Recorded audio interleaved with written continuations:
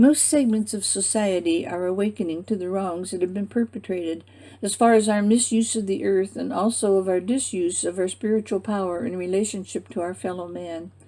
What is needed at this point in time is for each to take responsibility for his own little corner of the world and improve it in any way he or she can. It is time to restructure our whole world because it has been primarily based on emotional reactions. It is time to put an end to these outdated emotional reactions such as resentment, self-pity, and martyrdom. It is time to be free of that imprisonment. This is why the push is on for everyone to have a creative artistic release to act as the clearing and cleansing factor in transmuting lower life forms of emotions. This would be things such as anger, resentment, pride, jealousy, bigotry, prejudice, falseness, and the reactions they cause, fighting, screaming, raping, killing, maiming, and so on, into the higher life forms of emotions such as compassion, love, joy, hope, integrity, positive reassurance, and so forth. This transmutation will have reactions that will astound humanity. In the process of clearing and transmuting these emotions and the reaction these emotions cause them to have towards others, they will be progressing their own spiritual standing. There is no feeling like the peace that is experienced when one is finally released from the lower emotionalism. Think about an existence where all are at peace with their neighbors and, more importantly, with themselves. There can still be feelings, perhaps even feelings of remorse for past deeds, and feelings of frustration that many children still go hungry, but even the gentle tears that these thoughts bring will soon be replaced with determination to right those wrongs, those discrepancies that we are able to right. Where must it all start? With each and every individual that walks the face of this planet now and forevermore. There can be no more wars, as this violence will no longer be possible without total destruction, not only of humanity, but the planet herself. All need to rid themselves of jealousy, anger, greed, selfishness, and pride. These are the attitudes that must be transmuted. They must first be overcome in the mind and then applied to outer actions. The first step will eliminate internal strife and disruption in the planet, manifesting in peaceful atmospheric conditions. The second step will eliminate violence and angry words and killing, raping, and maiming of our brothers and sisters. This then will manifest itself as a ceasing of war and crime. Only after these two steps are taken can there be hope of peace. Not everyone is growing. Some are, many more will, but most won't. It takes much perseverance and obviously a soul commitment to stand firm against the tremendous pull that society has to suck us into the established ways of living our life. This pull is very hard to swim uphill against, and most people can't accomplish it, due, I suppose, mostly to fear of being an outcast from the tribe. Isn't this a throwback to the days of early man? Are things really much different now than they were then? The establishment uses the fear of ostracism to hold you inside the fences of your mind. We all need to eliminate these fences that not only separate our creative, intelligent, and spiritual mind levels from our physical life, but also hold us separate from the rest of humanity. These fences must come down in all areas. Now is the time. Ways of bringing this tearing down of fences into being are many. The benefits of a creative artistic release for all are one way. Other ways would be to read a book that is out of the norm for you to read. Set a goal of perhaps one odd book every 2 months or so. Another way would be to buy an article of clothing that is not your normal way of dressing. Perhaps you will feel self-conscious and uncomfortable in it, but force yourself to wear it. This will be breaking fences. Additional ways would be to cook and eat one different dish a month. Make a party out of it. Perhaps you won't like it, but picture the fence crumbling and make yourself eat it. Go barefoot out to the mailbox once a week, if you always wear shoes. Try a new way of fixing your hair, or a new brand of toothpaste or vitamins. Set aside one evening a week or every payday for an evening of enlightenment in some form or other on a new subject. Attend a lecture about growing rice and rice paddies in China, for instance. Do it by means of TV or videos if necessary, but do it. Broaden your horizons in any way possible. Use your mind. The worst thing you can do for the health of your body is to become set in your ways and get stuck in the same old patterns. You need to become interested and involved in other cultures than your own. This will broaden your mind more quickly than anything I can think of. The new culture is here. What are you waiting for? Are you going to join in the glorious days ahead, or are you going to be left behind? The choice is yours, and in the long run, who will miss you if you do not come along? You are only holding back your larger self, your higher, more spiritual part, if you do not come along. Humanity is in the transition period between ages. The standards of the past, the criteria of success that has been in place for the last century or so, has to be replaced, will be replaced with different guidelines. The criteria for each life will no longer be the size of your home and value of your car, or educating your children at a prestigious school. The criteria for each will be the harmony of the individual, the inner peace of knowing that he's on the right path, and is bringing all parts of himself into alignment by working on his own attitudes. The goal is to be a well-balanced individual who is not able to be swayed by out-of-balance people.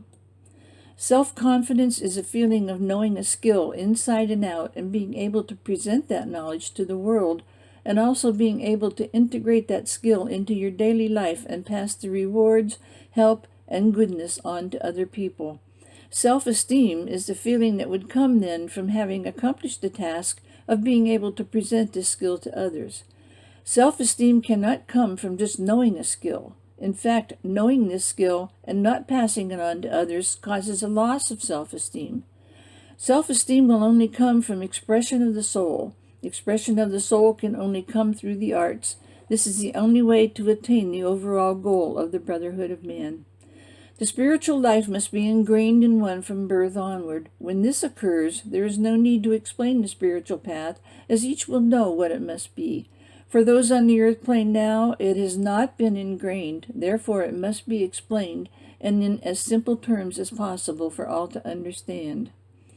Even though the basic skeleton of the truth is simple, there has been so much piled on top of this fragile, simple, bony structure of our universe as far as belief systems, that the beginning structure can no longer bear the weight of the burden of all the garbage heaped on it. It is beginning to flex these simple but all-powerful bones of structure and shake off the layers and layers of misinformation and false beliefs that are weighing it down. It must return to the simple structure that it was. The breakup of the Soviet Union was indeed a miracle brought about by those guiding that country from the inner planes. It will continue to be guided, and eventually all will smooth out into a calm, peaceful, spiritual group of countries. They will be more open to new thought once the oppression has ended. New thought started at the top with the government in Russia and now needs to work down to the people. In our country, it is the opposite. It started with the people and needs to work up to the government. A world government will begin taking shape soon. All humanity makes up the thinking mind of God, as he experiences here on the earth plane, and there are many helpers in the unseen realms that also make up this thinking mind of God. Those in the unseen world cooperate with those in the seen or manifested world to improve conditions on the earth to allow for further spiritual growth, just as those on the earth channels and others through meditation that keep in touch with the unseen world to allow new teachings to be brought to the earth. It must be stressed that what is taking place today with the teachings coming through channels is exactly what has taken place throughout the centuries to allow the Bible to come into being. The teachings that are coming through now are really those that will form an updated edition of the Bible. People need to realize that there have been misinterpretations in the Bible throughout the centuries, not only in the transcribing that has been done, but that there also is misinterpretation in the original teachings as the channel, or prophet as they called the biblical channel, brought them through. They should realize that right to start with, the Bible could be no more than 85% correct, as most channeling has a margin area of between 5 and 15% automatically. Then all the transcribing that was done has allowed another 25% of error to occur.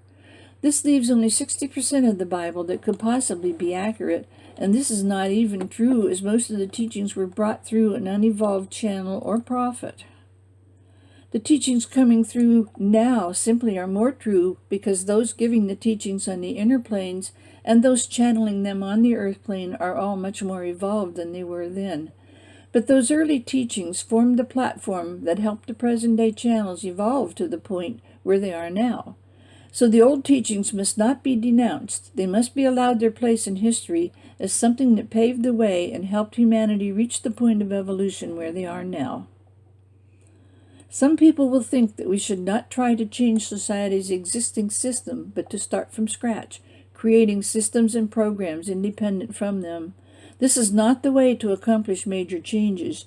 You may accomplish a few minor changes, but this is mostly the way people with tunnel vision see that things should be done. If one were to look at the world from the overview, they would see that any change made this way is but a drop of red dye in an ocean of water. There simply are too many people involved in and caught in present society's web. There will not be any changes brought about for the majority until they are worked through the existing structure. New groups can go out and set up their own unstructured organizations and ways of living their life, but for the most part they are going to have to conform in some manner to social and educational goals, or they will be prevented from living their life in the manner they choose. It will not help the progress of the rest of humanity, and this is where spiritual growth lies. Not in just living your life in your own little nook and ignoring the problems of the world. The change has to come from within the structure, and if all those who know what these changes are and have the desire and the will to bring these changes about go off on their own and ignore the rest of the world, then all our hopes for a changing world will have gone down the drain. The new energy is causing people to suffer from more headaches than usual and more muscle aches, and believe it or not, more broken bones. The bone structure of youth is such of changed DNA that the vibratory field of Earth is causing a brittleness to the bones and a stiffness of their muscles. These youths need to trust their intuition as to what will help them. This also accounts for many people turning to drug usage. They know they need to have something and think it may be the drugs that will help them. The only thing that will truly help them is to be able to access the new energy. To be able to do this, they need to be educated as to spiritual, not religious truths. They must not be caught up in the old patterns that are present on the earth now. The energy from other planets has always affected Earth more at one time than another, depending on the position at any given time of that particular planet in relation to Earth. This energy is being intensified and has a different effect on humanity and also on plant and animal life. The study of the effect on plant life has not been thoroughly pursued. It needs to be. Each species of plants is affected differently in its growth by the different energies. It would be similar to drawing up an astrological chart for the vegetable and fruit crops. These energies will be harnessed in the future and trained on fruits and vegetables through colored lights in the vegetable and fruit barns. These lights are the different energies coming from different planets. Animals are affected the same as humans by their birth times and places, not to as great a degree, of course, but only as much as evolution has advanced that particular animal. Animals can be trained by controlling the energies they receive from birth on. For instance, a litter of pups can be separated and one of them be placed constantly under red light, which is an aggressive energy from Mars. Another can be basked in amber light with a marked increase in intelligence, and so on. The same concept can be applied to humans. This would be a furthering of the astrological chart. In other words, once the chart is laid out in red and the goals are known, then the colors would be used to increase the energy of the particular goal. This is taking astrology one step further, an aid to getting more out of having your chart done. The mineral kingdom is also affected by energies, but only as storage areas for them. This field can and will be greatly elaborated on, and much use will be found for different crystals, natural crystals, not man-made. These crystals can even now have the energy they give off intensified by leaving them under different colored lights. The uses they could have are many. One is uses in radio transmission, another is in healing and preventative medicine. They will be used in transportation and climate control and even more. The same energies can be applied to music. An instrument could be built using the energies in the form of intensified colors to activate the sound, which would be a combination of strings and air. The beam of light would heat the air to a certain degree, depending on the color, and the air would cause a vibration of the strings, not wire strings or plastic, but what is called gut strings. The different strings on a keyboard would cause different colored lights, alone or in combination, to activate the different strings. This gives forth the most beautiful sound. A soothing, calming tone is produced. This is the xylolute, an instrument of the future. It is not electric. There will be no such thing as electricity. The energies themselves will be controlled, minutely drawn out of the atmosphere itself by magnets that attract the different energies to activate the lights. Think of it as a solar battery that will always be charged. The instrument is actually battery-powered. This same process will be used in the medical field, only the channeling of the energy will be put to different uses.